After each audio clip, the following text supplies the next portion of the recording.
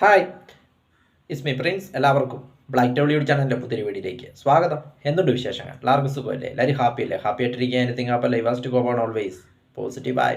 അപ്പം നമ്മളിന്ന് നോക്കുന്നത് വാട്ട് ഈസ് PSC, എന്താണ് PSC. അപ്പോൾ അതിനെക്കുറിച്ചാണ് നമ്മൾ നോക്കുന്നത്. PSC, public service commission. Indian public service കമ്മീഷനുകൾ ഇന്ത്യൻ ഭരണഘടനയുടെ ആർട്ടിക്കൽ 315 വകുപ്പ് പ്രകാരം സ്ഥാപിതമായതാണ്. ഇത് ആർട്ടിക്കൽ 323 വരെ ഇതിനെക്കുറിച്ച് പരാമർശിച്ചിരിക്കുന്നു ഭരണഘടനയിൽ. അങ്ങനെ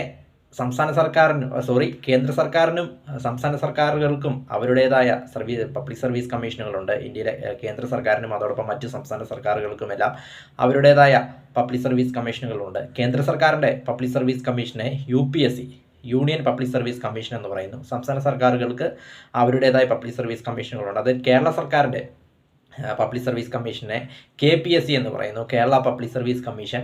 കേരള സർക്കാരിൻ്റെ പബ്ലിക് സർവീസ് കമ്മീഷൻ അതിൻ്റെ ആസ്ഥാനം എന്ന് പറയുന്നത് തലസ്ഥാനമായി തിരുവനന്തപുരത്ത് പട്ടത്താണ് ഇതിൻ്റെ ആസ്ഥാനം എന്ന് പറയുന്നത്.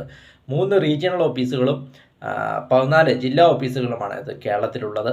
അതിൻ്റെ ചെയർമാൻ എന്ന് പറയുന്നത് MR വൈജു ആണ് ഇതിൻ്റെ ചെയർമാൻ എന്ന് പറയുന്നത്. ഏകദേശം 1600ഓളം സ്റ്റാഫുകളാണ് ഇവിടെ ഉള്ളത് പറയാം.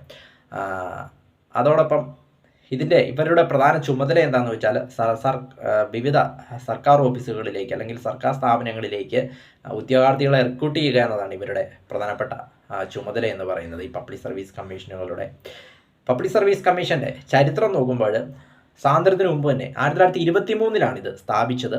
1923 ഇത് സ്ഥാപിക്കുമ്പോൾ ഇതിൽ 5 ഇംഗ്ലീഷുകാരും 4 ഇന്ത്യക്കാരും അടങ്ങുന്ന ഒരു ഇതായിരുന്നു. അങ്ങനെയാണ് ഇത് സ്റ്റാർട്ട് ചെയ്തത്. 1923 5 ഇംഗ്ലീഷുകാരും 4 ഇന്ത്യക്കാരും.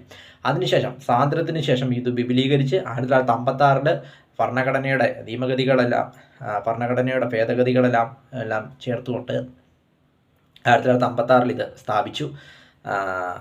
ഓരോ സംസ്ഥാന സർക്കാരുകൾക്ക് ഓരോ കമ്മീഷനും കേന്ദ്ര സർക്കാരിന് പൊതുവായിട്ടൊരു കമ്മീഷനും. അങ്ങനെ 1956 ഇത് സ്ഥാപിച്ചത്. കേരളത്തിലെ ആസ്ഥാനം എന്ന് പറയുന്നത് ട്രിവാൻഡ്രത്തെ പട്ടമാണ്. 3 റീജിയണൽ ഓഫീസുകളും 14 ജില്ലാ ഓഫീസുകളുമാണ് കേരളത്തിനുള്ളത്. വിവിധ സർക്കാർ സ്ഥാപനങ്ങളിലേക്ക് ഉദ്യോഗാർത്ഥികളെ റിക്രൂട്ട് ചെയ്യുക എന്നതാണ് ഇവരുടെ പ്രധാനപ്പെട്ട ചുമതല എന്ന് പറയുന്നത്. വീഡിയോ ഇഷ്ടപ്പെട്ടാൽ ലൈക്ക് ചെയ്യുക, ഷെയർ ചെയ്യുക, കമന്റ് ചെയ്യുക, സബ്സ്ക്രൈബ് ചെയ്യുക. വീണ്ടും പുതിയ വീഡിയോയിൽ കാണാം. അതുവരേക്കും ടേക്ക് കെയർ, ബൈ.